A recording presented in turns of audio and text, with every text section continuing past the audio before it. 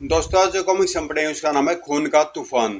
ये मनोज कॉमिक्स वालों की एक्शन क्राइम सीरीज की कॉमिक्स है। तो पढ़ते हैं इसको। खून का तूफान। सैकड़ों वर्षों की गुलामी से आजाद हुआ एशिया का मान और शांति प्रिय देश पीस लैंड निर्माण कार्यों में लगा हुआ था और दिन दूनी रात चौगनी उन्नति कर रहा था। वहां का बच्चा बच्चा देश पर मर मिटने के लिए तैयार था। पीस लैंड जिंदाबाद। हम अपना सब कुछ देकर भी देश की रक्षा करेंगे। यह झंडा हमेशा इसी तरह लहराता रहेगा। उसकी सीमा से जुड़ा एक और देश था थंडरलैंड, जो वहां की प्रगति को देख मन ही मन जलता था। हम पीसलैंड को मिट्टी में मिलाकर ही दम लेंगे।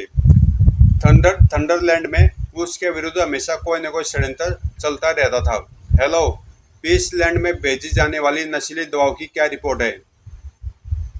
सर, हमारा ट्रक सीमा पार करने में नाकामयाब रहा। Oh no. हमने उनके सीमा प्रहरी को हर तरह का लालच दिया, मगर वे बहुत ईमानदार और देशभक्त हैं।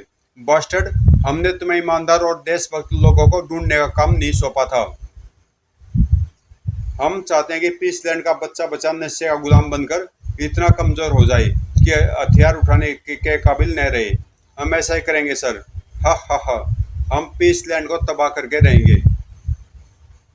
तभी train train hello mister dealer, फौरन ग्रीन हाउस पहुंचो। कुछ ही देर बाद ग्रीन हाउस में। मिस्टर डेलर, क्या प्रोग्रेस है? हम मित्र देशों से मिली नस्ली दवाओं को पीसलैंड पहुंचाने की भरसक कोशिश कर रहे हैं। तभी सर, इजाजत हो तो मैं कुछ कहूँ? यस कहिए, क्या कहना चाहते हैं?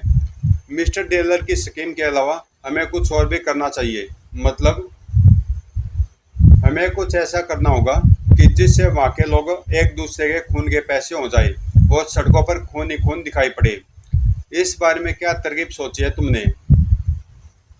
उत्तर में बेकर ने अपनी जो प्लानिंग बताई उसे सुनकर सभी खुशी से उछल पड़े। Wonderful mister baker, thank you sir. वाह। नकाबपोश ने फौरन उस स्कीम को मंजूरी दे दी। इस पूरे काम के इंचार्ज आप और मिस्टर डेलर रहेंगे। आप पीसलैंड में काम करेंगे और मिस्टर डेलर यहाँ रहकर, और हमारी स्कीम को ऑपरेशन ब्लैक पैंथर के नाम से जाना जाएगा। निर्देश देने के बाद नकाबपोश ने मीटिंग समाप्त कर दी और फिर पीसलैंड में जैसे कयामत आ गई। धोए धोए ओह, धोए धोए नहीं ओह। वहां की इमारतें बमों के धमाकों से नष्ट होने लगी। धड़ोम, भागो, हाय ओह। कभी किसी खचाखच भरे सिनेमा घर में चीखें उठती सुनाई पड़ती। धड़ोम ओह। पीसलैंड के प्रमुख अखबार प्रतिदिन इन्हीं निर्दोषों के खून की खबरों से भरे रहते। बम के धमाकों से 35 मरे। अज्ञात हत्यारों ने 20 लोगों को गोलियों से भून डाला। पीसलैंड टेलीविजन पर भी प्राय बस एक ही न्यूज होती थी। राजधानी के निकट ट्रेन में हुए बम विस्फोट से 200 की मृत्यु और लगभग 35 गंभीर रूप से घायल। ओ, कोई नहीं जानता था कि कब कौन सा बैंक लुट जाएगा। हैंड्स अप, धोए ओए। जो भी लगा भून दिया जाएगा। देश के कई नगरों में हत्यारों ने 65 को मौत के घाट उतारा। महानगर के एक बैंक में लाखों की लूट। ओह हे भगवान, ये सब क्या हो रहा है? हमारे देश को न जाने किसकी नजर लग गई। कुछ ही दिनों में चारों ओर दहशत ही दहशत फैल गई थी। पीसलैंड सरकार अचानक आई इस भयंकर स्थिति से बौखला उठी थी। ये सब क्या हो रहा है? आखिर आप लोग कर क्या रहे हैं? सर, हम पूरी कोशिश कर रहे हैं। निर्दोषों के खून से देश की धरती लाल हो रही है और आप सिर्फ कोशिश कर रहे हैं। सर, हमें एक मौका और दें। मीटिंग के फौरन बाद ही पुलिस हेडक्वार्टर में। मुझे उन आतंकवादियों का सुराग हर हालत में चाहिए। सर, वे शैतान जल्दी हमारे कब्जे में होंगे, चाहे हमें कोई भी कुर्बानी क्यों न देनी पड़े। और फिर पीसलैंड में पुलिस की मुहिम एकाएक बहुत तेज हो गई। तुम्हें अपने इलाके के चप्पे चप्पे की निगरानी करनी है इंस्पेक्टर। किसी भी वारदात के जिम्मेदार तुम होगे। Yes sir. पुलिस का जाल चप्पे चप्पे पर बिछा हुआ था, लेकिन इतनी मुस्तैदी के बावजूद भी ड्रेटेड ओए ओह। पुलिस तुरंत उनके पीछे लग गई। हेलो हेलो, वे हत्यारे लिंक रोड से PSP 7154 नंबर की मोटरसाइकिल पर फायरिंग करते हुए फरार हो रहे हैं। ओवर, ड्रेटेड होए। लेकिन पुलिस की लाख कोशिशों के बाद भी हत्यारे पुलिस के हाथ नहीं लगे। ओह, न जाने कहाँ गायब हो गए। लिंक रोड से तो कोई PSP 7154 की मोटरसाइकिल नहीं गुजरी। और फिर पुलिस हेडक्वार्टर में, यह सब तुम्हारी लापरवाही से हुआ ग्रीको। लेकिन सर, कहीं इसने उन्हें जानबूझकर तो नहीं भगा दिया? तुम्हारे पास 10 गन थी, तुम उन कुत्तों को उससे भून सकते थे। लेकिन सर, उससे तो जनता के लोग भी मारे जा सकते थे। सर, ग्रीको ने बहुत बड़ी गलती की है। अगर कुछ लोग मर भी जाते तो कोई फर्क नहीं पड़ता। वे अपराधी हमारे हाथ आ जाते तो हम उन्हें टॉर्चर करके बाकी लोगों तक भी पहुंच सकते थे। इंस्पेक्टर फिलिप, मैं तुम्हें इस ऑपरेशन के लिए इस इलाके का इंचार्ज नियुक्त करता हूँ और ग्रीको को सस्पेंड करता हूँ।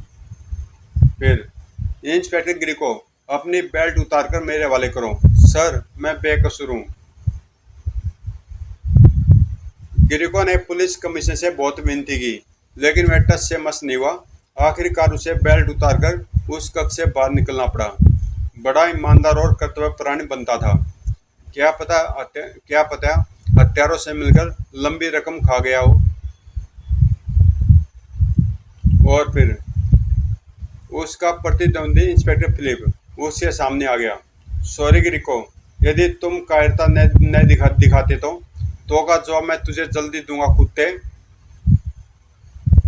अपमानित होकर वह अपने घर पहुंचा। अरे, आप तो कहते थे कि आपको बिल्कुल फुर्सत नहीं है, फिर इतनी जल्दी कैसे आ गए?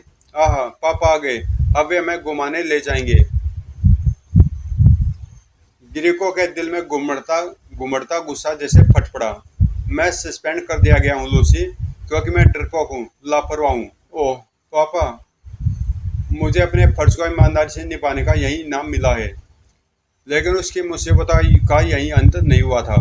उसे पड़ोसियों ने घेर लिया था। इतने डरपोक थे तो पुलिस में क्यों भर्ती हुए थे? उन हत्यारों को पकड़ लेते तो न जाने कितने निर्दोष लोग उनके हाथों मारे जाने से बच जाते। ग्रीको हतप्रभ सा पड़ोसियों की जली कटी सुन रहा था कि तभी एक नई मुसीबत और आ गई। गिरफ्तार कर लो इसे। सर, मेरा कसूर क्या तुम्हें नहीं मालूम? लेकिन सर, उसके लिए तो तुम्हें सस्पेंड करना ही काफी नहीं है। मालूम हुआ है कि तुमने उन हत्यारों से रिश्वत खाकर उन्हें छोड़कर देश के साथ गद्दारी की है। नहीं, यह झूठ है। गद्दार, रिश्वतखोर। ग्रीको बहुत उछला कूदा, लेकिन उसे दबोच लिया गया। मैंने कोई रिश्वत नहीं ली है, मैं गद्दार नहीं हूँ। और पुलिस कर्मियों की गिरफ्त में कैद ग्रीको हेडक्वार्टर की ओर रवाना हो गया। दूसरे दिन पुलिस कमिश्नर को गुमनाम फोन कर ग्रीको द्वारा हत्यारों से रिश्वत ले जाने की झूठी खबर देकर मैंने इस केस में बाजी मार ली। आने वाले उस ग्रीको का कांटा अपने रास्ते से निकाल दिया है। अब अगर हत्यारे भी हाथ में आ जाए तो क्या कहने, चारों तरफ मेरी धूम मच जाएगी। और क्या कहते हैं कि कभी कभी अंधे के हाथ बटेर लग जाती है। ठीक यही फिलिप के साथ हुआ। एक स्थान पर आज मैं नगर के मुख्य बाजार में कत्लेआम मचाना है। ठीक है, 50-60 तो भून ही देंगे। ओह, उनकी बातें सुनकर फिलिप की बातें खिल गई। लेकिन ये लोग संख्या में 6 है, अपने साथियों को बुलाना पड़ेगा। लेकिन तब इन हत्यारों को पकड़ने का श्रेय दूसरे भी ले जाएंगे। बहुत सोचने के बाद आखिर उसने उन्हें अकेले ही पकड़ने का निश्चय किया और हैंड्स अप, कोई अपने स्थान से हिला तो भून कर रख दूंगा। उनके सरदार ने पास रखे अपने हथियारों की ओर झपटना चाहा, लेकिन फिलिप बेहद सतर्क था। धोएं, ओए, ओह, उफ, तुम्हारा साथी मरा नहीं, सिर्फ घायल है। लेकिन जिस किसी को मरना हो तो हथियारों की ओर बढ़कर दिखाएं। दूसरों को जानवरों की तरह हत्या करने वाले वे हत्यारे अपनी मौत का सामने देख बुरी तरह सहम गए थे। तुम अपने साथियों को कसकर रस्सियों से बांधो, वरना भेजा उड़ा दूंगा। और फिर जब सारे हत्यारे बंध गए तो फिलिप ने उस हत्यारे को, जिसने सबको बांधा था, मार मार कर बेहोश कर दिया था। और फिर उन सबको अपनी जीप पर बिठाकर पुलिस हेडक्वार्टर की ओर चल पड़ा। और फिर पुलिस हेडक्वार्टर पर, सर, मैं कुछ हत्यारे को पकड़ लाया हूँ। वेल डन ऑफिसर, तुमने सचमुच बहुत शानदार काम किया इंस्पेक्टर फिलिप। डिपार्टमेंट को तुम पर गर्व है। सर, ग्रीको का क्या हुआ? ग्रीको का नाम सुनते ही पुलिस कमिश्नर का मूड बिगड़ गया। उस गद्दार को उसके किए की सजा मिलने में अभी थोड़ी देर लगेगी।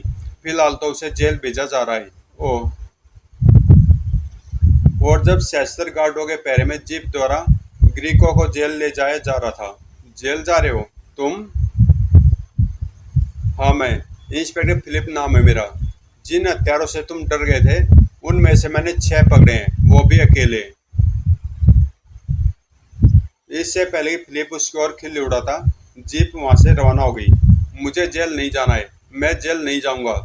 और फिर एक खतरनाक निश्चय कर वह अपने निकट बैठे राइफलधारी सिपाही पर झपट पड़ा। धौड़। उफ। राइफल हाथ में आते ही गिरी को मानो हैवान बन गया। ओह, मर गया। धाए धाए ओए। अरे, पुलिस जीप आ रही है, मुझे तुरंत यहाँ से निकल भागना चाहिए। फिर उस जीप के वहां पहुंचने से पहले ही वह मर्द सिपाही और ड्राइवर को नीचे धकेल जीप ले भागा। काफी दूर निकलने के पश्चात उसने जीप एक स्थान पर छोड़ दी और छिपता छिपाता एक खंडर में जा पहुंचा। कोई सोच भी नहीं सकेगा कि मैं यहाँ छिपा हूँ। उधर पुलिस हेडक्वार्टर में, उसे कहीं भी ढूंढो, मुझे गिरी को हर हालत में चाहिए, वरना किसी की खैर नहीं है। Yes sir, right sir. जबकि राजधानी का टेलीविजन के अंदर पुलिस की शानदार कामयाबी के गुण गा रहा था। पकड़े गए 6 हत्यारों से गहन पूछताछ जारी है। बहुत जल्द इन हत्यारों का पूरा गैंग पकड़ा जाएगा, ऐसा पुलिस का दावा है। अब हम शांति से रह सकेंगे। इधर 2 दिन बाद गिरी को मन ही मन एक निश्चय के साथ एक स्कूल के गेट पर पहुंचा। सारा दारोमदार मेरे इसी मिशन की कामयाबी पर है।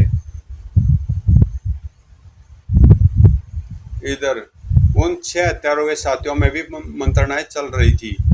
हमें अपने साथियों को हर हाल में छुड़ाना है। यह संभव बॉस, उन्हें सख्त पहरे में रखा गया होगा। फिर हमें यह भी नहीं मालूम है कि वह कहाँ कैद है। कुछ भी करो, अगर उनके मुंह खुल गए तो हमारा मिशन फेल हो जाएगा। क्यों ना हम यहाँ के किसी बड़े लीडर का अपहरण कर लें। आइडिया बुरा नहीं है। बदले में हम अपने साथियों को छोड़ने की मांग कर सकते हैं। तभी उनका एक साथी भागता हुआ वहां आया। बॉस, एक धमाकेदार खबर लाया हूँ। क्या हमारे साथी छूट गए हैं? नहीं बॉस, खबर उससे भी बड़ी है। पीसलैंड के प्रधानमंत्री के बेटे का अपहरण हो गया है। ओह। अब मैं अपने साथियों की चिंता करने की जरूरत नहीं है। पीसलैंड सरकार को उन्हें जख मारकर छोड़ना पड़ेगा। ऐसा कैसे मुमकिन है? क्योंकि अपहरणकर्ता गिरिको नाम का वही पुलिस ऑफिसर है जिसे हमारा साथ देने के शक में मुअत्तल कर दिया गया था। क्या? हाँ, उसने प्रधानमंत्री को धमकी दी है कि उन 6 आतंकवादियों को छोड़ दिया जाए, वरना उनके पुत्र की हत्या कर दी जाएगी। ओह, मजा आ गया। लेकिन बॉस, वह गिरिको हमारे साथियों को क्यों छुड़ाना चाहता है, यह मैं भी नहीं समझाऊं। फिर वे सब एक ट्रांजिस्टर के सामने बैठ गए। कुछ ही देर बाद प्रधानमंत्री निवास से हमारे विशेष संवाददाता ने खबर दी है कि गिरिको ने उन्हें कल शाम तक का समय दिया है। प्रधानमंत्री के पुत्र के अपहरण से पूरा देश स्तब्ध था। प्रधानमंत्री ने उसी रात मंत्रिमंडल की एक विशेष बैठक बुलाई। अगर उन्हें नहीं छोड़ा गया तो वे माननीय प्रधानमंत्री जी के बेटे को मार डालेंगे। लेकिन उन्हें छोड़ने का मतलब घुटने टेकना होगा। किसी भी व्यक्ति से देश बड़ा होता है, उन्हें नहीं छोड़ना चाहिए। मीटिंग देर रात तक चलती रही और सुबह होने से कुछ पहले वे इस नतीजे पर पहुंचे। हम उन कैदियों को छोड़ेंगे जरूर, लेकिन देश और देश की जनता के साथ कोई न्याय नहीं होने दिया जाएगा। सुबह 10 बजे प्रधानमंत्री गिरको के फोन का बेसब्री से इंतजार कर रहे थे। कहीं उस कमीने ने उसे मारने न डाला हो। घबराओ मत, हमारे बेटे का बाल विवाह का नहीं होगा। तभी ट्रेन ट्रेन। क्या सोचा प्रधानमंत्री साहब? हमें तुम्हारी शर्त मंजूर है। तो ठीक है, उन 6 कैदियों को किसी भी एक आदमी के साथ नगर के पूर्वी खंडर में भेज दो। मैं आपके बेटे को लेकर वहां शाम 4 बजे पहुंच रहा हूँ। लेकिन कोई चालाकी हुई तो उसका आपका बेटा जीवित नहीं मिलेगा। कोई चालाकी नहीं होगी। प्रधानमंत्री ने गिरिको से हुई सारी बात गृह मंत्री को बता दी। फिर बोले, आपको बहुत होशियारी से काम करना है, जरा भी शक की गुंजाइश न छोड़े। आप निश्चिंत रहे श्रीमान। और फिर शाम को 4 बजे पूर्वी खंडर में सारे कैदी लाए होने। 6 के 6 हैं, लेकिन प्रधानमंत्री जी का बेटा कहाँ है?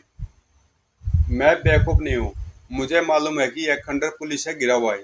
खैर, आप मेरा कुछ भी नहीं बिगाड़ पाएंगे, क्योंकि प्रधानमंत्री का बेटा यहाँ नहीं है। फिर कहाँ है? उसका पता इस लिफाफे के अंदर है, लेकिन यह लिफाफा आप तब खोलेंगे जब मैं यहाँ से चला जाऊंगा। पहले खोलेंगे तो मैं अपनी अपनी निगरानी कर रहे शख्स को इशारा कर दूंगा, और तब प्रधानमंत्री का बेटा मारा जाएगा। गिरिको की इस चाल ने पूरी तैयारी से आए कमिश्नर को 6 के 6 कैदियों को छोड़ने पर विवश कर दिया था। गिरिको के दूर जाते ही जैसे कमिश्नर ने लिफाफा खोला, प्रधानमंत्री का बेटा खंडर के अंदर बंधा पड़ा है। ओह! उसने फौरन अपने छुपे मातहतों को आवाज दी, प्रधानमंत्री जी का बेटा खंडर में, फौरन उसे खोजो और कुछ उस मेटाडोर का पीछा करो, वह किसी भी तरह निकलना नहीं चाहिए। इधर गिरिको तेजी से मेटाडोर भगाए लिए जा रहा था। तुम कौन हो दोस्त? यह बताने का समय नहीं है, हम सब खतरे में हैं। सबसे पहले मैं इस मेटाडोर से छुटकारा पाना होगा, लेकिन इसकी नौबत नहीं आई। धोएं धोएं, यह धमाके कैसे हैं? हमारी गाड़ी के पीछे दौड़ती वैन से गोलियां चलाई गई हैं। जल्दी, यह वैन पुलिस की तो नहीं है, न जाने कौन लोग हैं। ओह, आह, गाड़ी में हमारा बॉस है। तुम्हारा बॉस? हाँ दोस्त, गाड़ी रोक दो। और फिर ग्रीको के मेटाडोर रोकने से पहले ही ची, अगले पल चुपचाप नीचे उतराओ। हैरिस, यह दोस्त है, इसने हमें छुड़ाया है। इसका फैसला बॉस करेंगे कि यह दोस्त है या दुश्मन। चलो नीचे उतरो तुम सभी। बेचारा ग्रीको क्या करता, वह उनकी बात मानने पर विवश था। फिर मेटाडोर वहीं छोड़कर सब के सब वैन से रवाना हो गए। मॉरिस, 3 नंबर ठिकाने पर चलो। ठीक है बॉस। कुछ देर बाद एक अड्डे पर, हमारा दोस्त बनने के लिए तुम्हें यह बताना होगा कि तुमने मेरे साथियों को किस मकसद से छुड़ाया है। मेरा कोई मकसद नहीं था, और मुझे तुम्हारी दोस्ती भी नहीं चाहिए। मैंने पूरी निष्ठा से देश की सेवा की, लेकिन फिर भी मुझे गद्दार व देशद्रोही कहा गया। अब मैं उन्हें देशद्रोही बनकर ही दिखाऊंगा। आज के बाद पीसलैंड का हर दुश्मन मेरा दोस्त होगा। तो मिलाओ हाथ। हमारे साथ तुम्हारी इच्छा बहुत जल्द पूरी हो जाएगी। बदले में मुझे क्या करना होगा, यह तुम्हें चीफ ब्लैक पैंथर बताएंगे। ओह, ब्लैक पैंथर। फिर वे ग्रीको की आंखों पर पट्टी बांधकर उसे एक अज्ञात स्थान पर ले चले। इस प्रकार कब तक चलते रहेंगे? बस हम अपनी मंजिल पर पहुंचने ही वाले हैं। कुछ देर और चलते रहने के बाद वे ग्रीको को लेकर एक बड़े हॉल में पहुंचे। रोजर, इसकी पट्टी खोल दो। और पट्टी खुलते ही, वेलकम इंस्पेक्टर ग्रीको। तो ये है ब्लैक पैंथर। हम तुम्हारी बहादुरी से बहुत खुश हैं इंस्पेक्टर। अब न तो मैं इंस्पेक्टर रहा हूँ, और न ही मैं यहाँ अपनी तारीफ सुनने आया हूँ। यदि अब वाकई आप मेरी बहादुरी से खुश हैं, तो मुझे कोई ऐसा काम बताइए जिससे पीसलैंड का नुकसान हो और यहाँ के लोग एडिया रगड़ कर मरे। मैं तुम्हारे दिल की हालत समझ रहा हूँ ग्रीको। तुम्हें अवश्य ऐसा काम दिया जाएगा, लेकिन फिलहाल तुम अपनी पत्नी और बेटी के साथ आराम करो। ओह, कहाँ मेरी पत्नी लूसी और बेटी निशा? रोजर, ग्रीको को इसकी पत्नी और बेटी से मिला दो। कुछ देर बाद, तुम्हारी बीवी और बेटी आखिरी कमरे में है। मेरा ख्याल है उनसे तुम अकेले मिलना चाहोगे। थैंक यू रोजर, कहकर ग्रीको उस कमरे की ओर लपका। न जाने मेरी लूसी और निशा किस हाल में होंगी। बॉस बेकार का शक कर रहे हैं, ग्रीको फ्रॉड नहीं हो सकता। अगले पल, डार्लिंग तुम ठीक तो हो ना? किसी ने तुम्हें और लिसा को परेशान तो नहीं किया? पापा? ओह, तो तुम इन लोगों के साथ हो। Darling shut up. मैं तो सोच भी नहीं सकती थी कि तुम इतने अधिक गिर जाओगे। पीसलैंड तुम्हारी मातृभूमि है। मुझे नफरत है इस मातृभूमि से। देखना लूसी, एक दिन मैं पूरे पीसलैंड को शमशान बना दूंगा। अब मैं पीसलैंड के दुश्मनों के लिए काम करूंगा। नहीं, मैं तुम्हें ऐसा नहीं करने दूंगी। रुक जाओ ग्रीको। पापा। लेकिन ग्रीको क्रोध से पांव पटकता हुआ वहां से चला गया। इधर एक दूसरे कमरे में, मुझे पूरा भरोसा था बॉस, ग्रीको फ्रॉड नहीं है। वह सचमुच पीसलैंड से नफरत करने लगा है, लेकिन मैं उस पर इतनी जल्दी भरोसा नहीं कर सकता रोजर। ओह, वह एक परीक्षा में जरूर पास हुआ है, लेकिन उसे अभी दूसरी परीक्षा और देनी है। ग्रीको को आजमाने के लिए उसके नेतृत्व में राजधानी के नेशनल बैंक को लूटने का इंतजाम करो, ठीक है। और उसकी बीवी व बेटी को राजधानी की किसी सड़क पर छोड़ दो। अब वे हमारे लिए बेकार हैं। Okay boss. और जब बैंक लूटने की बात रोजर ने ग्रीको को बताई तो वह ऐसे खुश हो उठा जैसे उसे मुंह मांगी मुराद मिल गई हो। शुक्र है, बॉस ने कुछ तो काम बताया। अब देखना मेरा कमाल। तुम अपनी बीवी और बेटी। ग्रीको रोजर की बात काटकर दौड़ पड़ा। अब मैं उनकी सूरत भी नहीं देखना चाहता, और अब तुम कुछ देर के लिए यहाँ से चले जाओ। मैं बैंक लूटने की योजना अपने ढंग से बनाना चाहता हूँ। जल्दी ग्रीको ने बैंक रॉबरी की सारी योजना बना ली और अपनी कलाई गढ़ को घुमाता हुआ बड़े अच्छे मूड में बड़बड़ाने लगा। बैंक रॉबरी तो बहुत छोटा सा काम है। तुम्हारा विश्वास जीतने के बाद अभी मुझे बड़े बड़े काम करने हैं, ब्लैक पैंथर। और फिर दूसरे दिन तुमने बहुत कम आदमी लिए हैं ग्रीको। मुझे आदमियों पर नहीं, अपनी बुद्धि पर भरोसा है। मैं अपने ढंग से बैंक लूटना चाहता हूँ। फिर अपनी योजना पर अमल करने के लिए ग्रीको ड्राइवर सहित कुल 4 आदमी लेकर वहां से चल पड़ा। फिर सोच लो ग्रीको, कहीं हमें असफल न हो जाए। चिंता मत करो रोजर, ड्राइवर गाड़ी नेशनल बैंक के मैनेजर के घर ले चलो। और फिर मैनेजर के घर पहुंचकर ही ग्रीको ने बिना किसी चेतावनी के दरवान को शूट कर दिया। धोई धोई ओह। ग्रीको के आदेश पर लाश शीघ्रता से खींचकर एक और झाड़ियों में डाल दी गई। तुम दोनों यहीं गेट पर हमारा इंतजार करो। आओ रोजर। दोनों मकान के कंपाउंड में दाखिल हुए। आखिर तुम करना क्या चाहते हो? बैंक लूटने की जगह ही है, हम उसी की भूमिका बना रहे हैं। और धोए ओह ओह, यह न जाने क्या कर रहा है। कुछ ही क्षण बाद अपने हाथों पर उठा लो मैनेजर। कौन हो तुम? पापा? नहीं।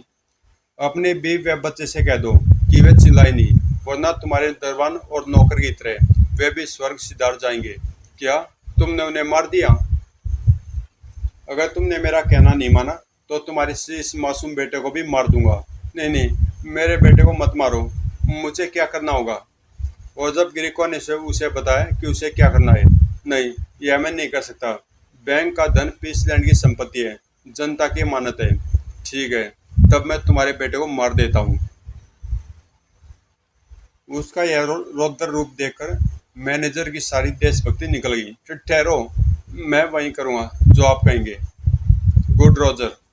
रोजर तुम यही रहना, खतरा देखते मैं सिग्नल दूंगा। अपनी घड़ी गर्म होते तुम इस लड़के और इसकी माँ को मार देना।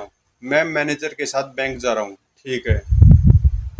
रोजर को वहीं छोड़ अपने दोनों साथियों ड्राइवर और मैनेजर के साथ वह नेशनल बैंक की ओर रवाना हो गया। तुम्हें अपने स्टाफ से कहना है कि वहाँ डकैती नहीं, सिर्फ फिल्म की शूटिंग हो रही है।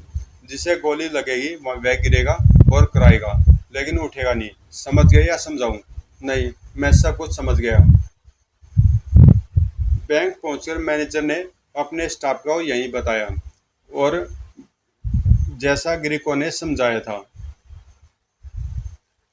कुछ देर बाद बैंक में एक अनोखी शूटिंग आरंभ हो गई। हैंड्स अप, कोई अपनी जगह से नहीं हिलेगा। ओह, कितनी शानदार एक्टिंग कर रहे हैं। जब फिल्म आएगी तो मेरी बीवी मुझे देख कितनी खुश होगी। ग्रीको ने आसानी से बैंक लूट लिया। संभाल संभाल के भाई, रुपए फट जाएंगे तो मैनेजर साहब की आफत आ जाएगी। मैनेजर साहब, कैमरा मेरी ओर तो खींचिए, वरना मैं ये लाखों के बैग नहीं ले जाने दूंगा। और कुछ देर बाद, थैंक यू मैनेजर साहब। इंडोर शूटिंग खत्म हुई। अब बाहर का काम बाकी है। आप लोग 5 मिनट बाद चिल्लाइएगा। ठीक है। लेकिन ग्रीको के बाहर निकलते मैनेजर चिल्लाया, यह कोई शूटिंग नहीं थी बल्कि असली डकैती थी। उन लोगों ने मुझे विवश कर दिया था। क्या? ओह।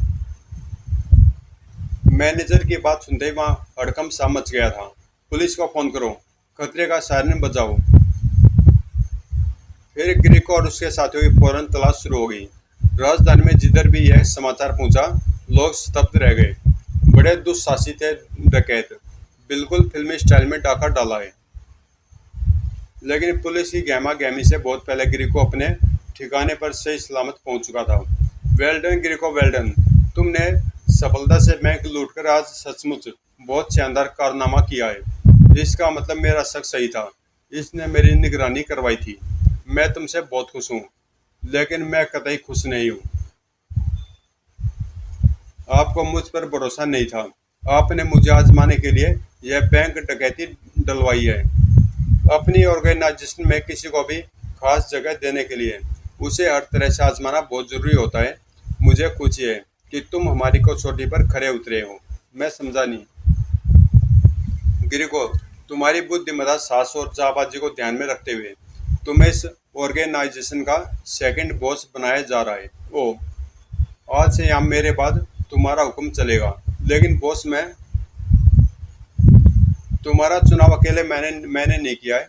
हमारे सारे एजेंट्स की भी यही इच्छा है। क्या तुम अब भी नाराज हो? सॉरी बॉस, मुझे यह सब नहीं मालूम था। आपने मुझ पर जो भरोसा किया उसे जान देकर भी पूरा करूंगा। आग लगा दूंगा मैं पीसलैंड में, और फिर नए सिरे से सारे पीसलैंड में धमाके होने लगे। थोई थोई, बैंक लूटे जाने लगे। हैंड्स अप, बिल्डिंग गिरने लगी। धड़ाम, ओह उफ। अंधेरा होती राजधानी की सड़कें घोषित कर्फ्यू जैसी होने लगी। ब्लैक पैंथर इस स्थिति से बहुत खुश था। हा हा हा, पूरे पीसलैंड को कब्रिस्तान में बदल दो। सचमुच पीसलैंड शमशान बना हुआ था। चारों ओर आतंक ही आतंक था। लेकिन एक दिन धोई धोई नहीं, यह कौन है जो इन हत्यारों को मार रहा है? उफ। फिर तो जैसे सारी बाजी उलट गई। ब्लैक पैंथर के हत्यारे पीसलैंड की सड़कों पर जहाँ भी तबाही मचाने जाते, एक अज्ञात नकाबपोश वहां पहले से मौजूद रहता। मेरा नाम रेड टाइगर है कुत्तो। मैं तुम्हारे मंसूबे कभी पूरे नहीं होने दूंगा। शाबाश रेड टाइगर। ओह उफ। उस नकाबपोश ने पीसलैंड वालों के दिलों में नई आशा जगाई थी। कौन है ये रेड टाइगर? कोई भी हो, लेकिन उसने हत्यारों की नाक में दम कर रखा है। पुलिस डिपार्टमेंट में भी उसी की चर्चा थी। वह एक तरह से हमारा ही काम कर रहा है, लेकिन फिर भी मालूम तो होना ही चाहिए कि वह कौन है। मेरे ख्याल से हत्यारों में किसी बात पर आपस में ठन गई है। मेरा भी यही विचार है। खैर, अब जब भी वह नकाबपोश दिखाई दे, गुप्त रूप से उसका पीछा करो और पता लगाने की कोशिश करो कि वह कौन है। उधर ब्लैक पैंथर के अड्डे पर, उफ। Red tiger, red tiger. यह रेड टाइगर आखिर है कौन? यह तो पता नहीं लग रहा है बॉस।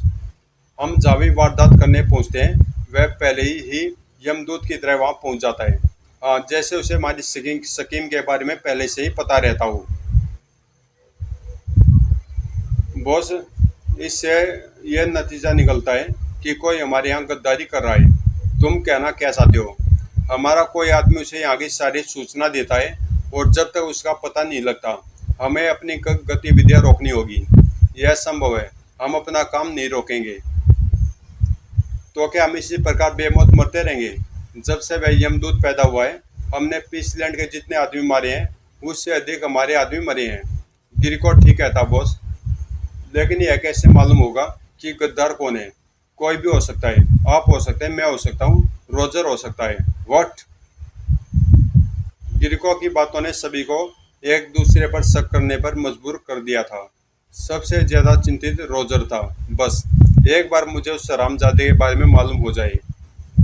लेकिन क्या रोजर उस गद्दार के बारे में जान सका?